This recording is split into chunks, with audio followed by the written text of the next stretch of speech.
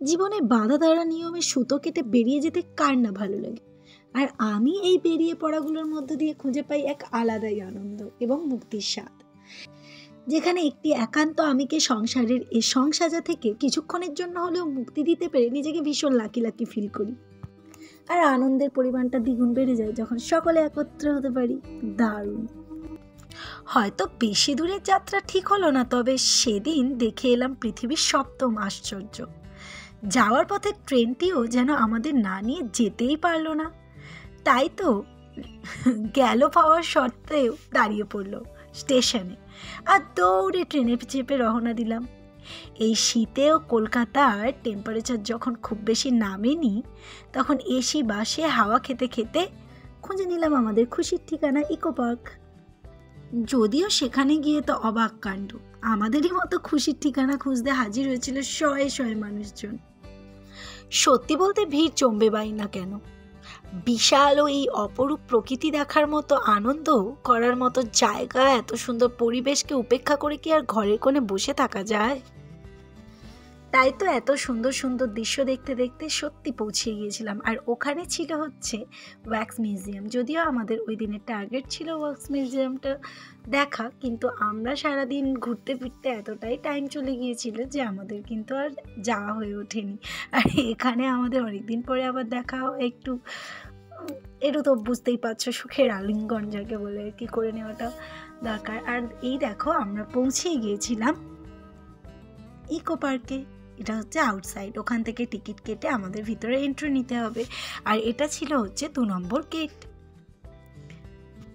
সত্যি বলতে ওখানে পৌঁছিয়ে আনন্দের আর খুশির যে ঠিকানা সেটা কতখানি বেড়ে গিয়েছিল সেটা তোমরা আমাদের পুচকুটাকে দেখলেই বুঝতে পারবে। সে এবং তার মাম্মাম, হ্যাঁ দুজনেই। আর গিয়েই আগে ধাওয়া করেছে ওই ট্রেনটায় চড়ার উদ্দেশ্যে, তো তাকে ধরে হাত ধরে আর কি টেনে আনা হচ্ছে এক প্রকার, চলো পরে আসবো বলে।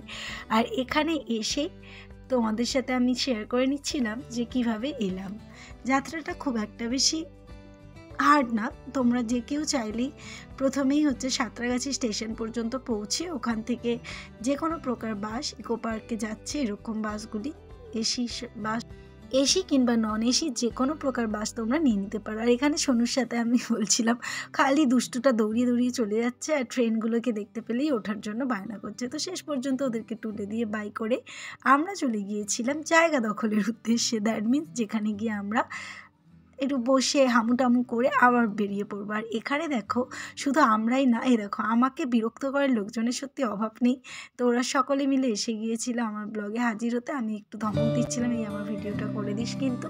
আর এই ছিল হচ্ছে লোকেশানটা যেখানে তোমরা দেখতে পাবে শুধু আমরা না, এরকম আরও অনেকেই চাদর পেতে বসে পড়েছিল পিকনিক করার জন্য। আর এইভাবে বাড়ি থেকে পিকনিক করা সকলে মিলে মানে সে যে কি আনন্দ। আর এখানে আমরা বসে পড়েছিলাম সকালবেলার করা গরম গরম লুচি, কষা কষা আলুর দম আর বস্তা বস্তা টেস্টি মুড়ি খেতে।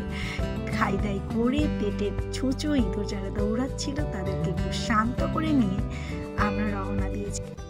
এরপর রওনা দিলাম না দার্জিলিংয়ের টয় ট্রেনে করে, না অবশ্যই ইকো পার্কের টয় ট্রেনে করে এক প্রান্ত থেকে আর এক প্রান্তে।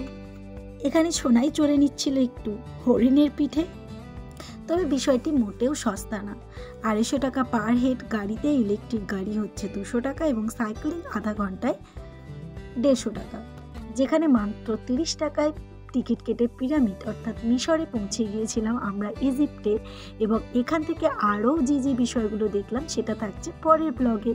আর এইখানে কি মজা করলাম সেটাও থাকছে সেখানে।